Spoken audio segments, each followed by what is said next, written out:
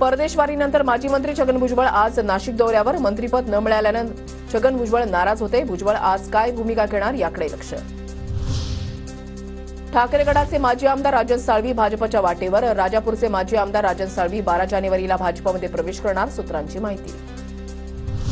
मुंबई पुण्यातही ठाकरे गटाला धक्का. पुण्यातील 5 माजी नगरसेवक भाजपत जाण्याची शक्यता. फडणवीसांची घेतली भेट, तर विलेपार्लेमधील उपविभाग प्रमुख पक्षाला सोडचिठ्ठी देण्याची तयारी.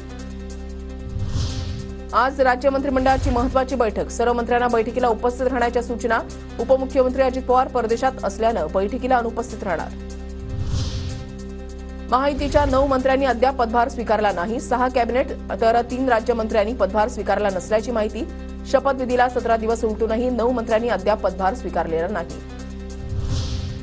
पालकमंत्री या आठवड्यामध्ये घोषित होतील. अजित पवार गटाच्या सुनील तटकरेंची माहिती. सरकार स्थापनेला विलंब झाल्याची तटकरेंची कबुली. काही लोक सिल्लोडला बदनाम करण्याचा प्रयत्न करतात. अब्दुल सत्तार यांचं नाव न घेता रावसाहेब दानवे यांच्यावर निशाणा. नवीन वर्षामध्ये उद्धव ठाकरेंचं मिशन बीएमसी. 7 जानेवारी ते 9 जानेवारी मुंबईतील पदाधिकाऱ्यांच्या विभागवार बैठका होणार. बैठकीमध्ये महानगरपालिका निवडणुकीच्या तयारीचा आढावा घेतला जाणार.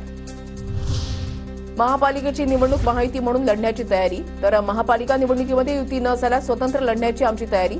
स्वतंत्रपणे लढण्याची एवढी आमची ताकद. नरेश म्हस्के यांचं वक्तव्य.